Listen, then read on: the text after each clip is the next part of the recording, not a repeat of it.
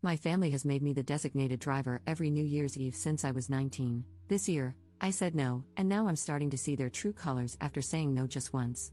Posted by you/assignment United 2745. Hey Reddit, I, 26F, need some serious perspective.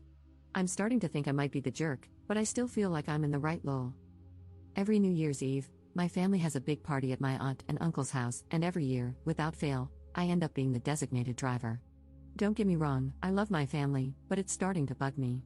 It's been like this since I was 19, even before I was legally allowed to drink. I don't drink much, maybe a glass of wine or a beer, but I don't get plastered. I'm fine with driving people home if they need it, but for the past few years, everyone expects me not to drink so I can drive them back. Every year, it's the same. Oh, can you drive? You're not drinking anyway. I always say yes because I don't want to let anyone down. Fast forward to this year's New Year's Eve. I told my family ahead of time I wasn't going to be the designated driver anymore. I just wanted to enjoy the night, have a couple of drinks, and not be responsible for getting everyone home. I even told my cousin, who usually gets really sloshed, that I wasn't driving this year, and she was fine with it. When I got to the party, it was the usual chaos, people drinking, laughing, and having a good time. I was enjoying myself, but around 11, my cousin came over and asked if I was ready to drive everyone home.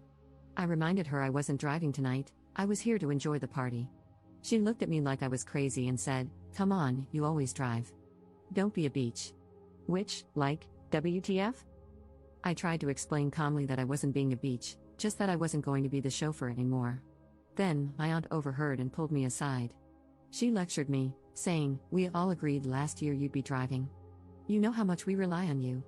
Everyone else is too tipsy, and Ubering is so unsafe. Just drive this one time, for the family." I felt a ton of pressure but refused. I told her I'm not their chauffeur and wasn't going to do it again just because no one else could figure out their own ride. My aunt got upset, saying I was being selfish and that we're family. She said I'm the only one who doesn't get too drunk, so it makes sense for me to help out. I told her I had already had 3 beers, so I wasn't even legally supposed to drive myself. That's when I snapped. I told them it's not my job to be their designated driver every year just because I'm the only one who doesn't get blackout drunk. They needed to figure out their own rides this time. Then I got up and left. I felt bad walking out, but I didn't want to be a doormat anymore. I spent the rest of New Year's Eve at home, watching Netflix and eating leftover pasta with my boyfriend. My family texted me, calling me dramatic and selfish, saying I ruined the night. They said I was being super sensitive and that everyone was disappointed in me. Everyone's demanding an apology out of me now. And by the way, I got home perfectly safe by Uber. But anyway, Reddit, am I the jerk here? Relevant comments. Commenter. You are not the jerk. Your family is gross. But why didn't your boyfriend spend New Year's Eve with you? Ops response. He's a nurse and had a shift that overlapped with the party. He could have potentially come, but he was exhausted and wanted to go straight home to take a shower while he waited for me to get back. Another reason I didn't want to be the designated driver was that I didn't want to stay out too late because I wanted to see my boyfriend. Commenter 2. Well, I agree wholeheartedly with the Redditor who said you should spend New Year's Eve someplace else. What your auntie did was incredibly entitled and disrespectful. Clearly, you did not agree to be the driver. She and your other drunk relatives decided that you would be the driver. If you're going to celebrate New Year's Eve with them in the future, you need to cut the cord and be absent for a few years so that they can figure out how to handle this without you and without treating you like their paid chauffeur. Ops response. I agree, but at the same time, I feel like this is tearing a hole between me and my family, and that's the last thing I want. My sister was on my side after hearing both sides of the story. She lives on the other side of the country and is pissed off on my behalf, lol. My parents, however, are embarrassed, and I feel bad about that. Commenter 3. When you got your driver's license, did being the designated driver become a common assignment? Ops response. Not at first, I've always struggled with anxiety, and driving triggered it for a long time. I put off getting my license until I was 18 because of it. They didn't ask me to be a designated driver until I was 19, and at first, I felt kind of cool because I was being the responsible adult and helping the people I loved. But it quickly got old when I had to drive back and forth multiple times to get everyone home, and no one offered to pay for gas. Update 15 days later. So, update lol? Before I get to that, I want to address some popular questions from my last post.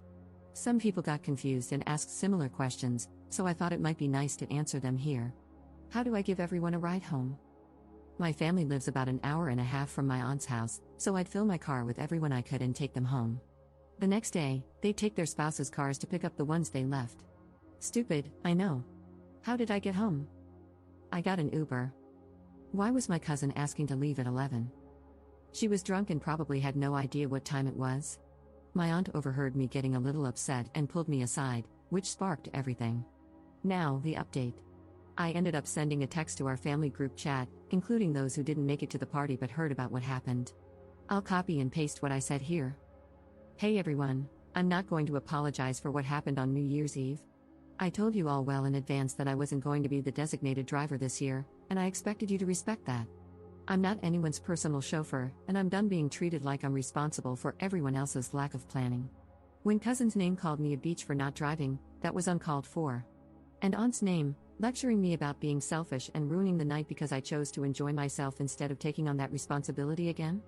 I love you all, but I can't be your punching bag anymore. I'm not going to keep letting myself be the one who sacrifices for everyone else's convenience. I've done it for years, and I'm done. Next year, I think I'll be spending New Year's somewhere else. I wish you all safe rides home and hope you'll be able to figure something out. I'll be taking some space from everyone and hope you will understand. I then made the painful decision of blocking my parents, who have been calling me terrible names and making me feel like complete crap since this happened. I never realized how dark my childhood was with all the gaslighting. My parents are probably the reason I have such severe anxiety. My sister and brother are on my side and equally pissed off at our family, so I still have them at least. I really do want to thank you all. I've always known something was off with my family, but I never realized how much I was taken for granted, how unloved I felt, until now. Thank you for helping me realize that I'm worth more. And to end on a positive note, my boyfriend is now my fiancé. A few days after my post, he proposed. His original plan was to take me to see some cutesy light displays in our town after I got home and propose there, which made my heart melt a little since I knew he was so tired after working lol, but when he saw me walk and crying, he read the room and switched things up. When I was feeling better, he took me to dinner and proposed there. I have no idea how the wedding will go or if my parents will be there, but I'm excited to spend it with the people who love and appreciate me. Relevant comments. Commenter. Did anyone respond to the text? Ops response. I don't know. I blocked everyone who went to the party or asked me to be the designated driver, and then I removed myself from the conversation. Commenter 2. Wow, first off, congrats on the engagement. It sounds like your fiancé is a keeper, he's got that perfect read the room and propose when the vibes are right energy. Honestly, your text to the group chat was iconic. That's some real main character energy right there, setting boundaries and refusing to be everyone's unpaid Uber anymore. I'm glad you stood your ground. You deserve better than being treated like a backup plan for their poor planning. The fact that your parents doubled down with the gaslighting just proves you made the right call by blocking them for now. That's a tough move, but it sounds like you're finally putting yourself first, and that's huge. And shout out to your siblings for having your back, sounds like you all are the real MVPs of the family.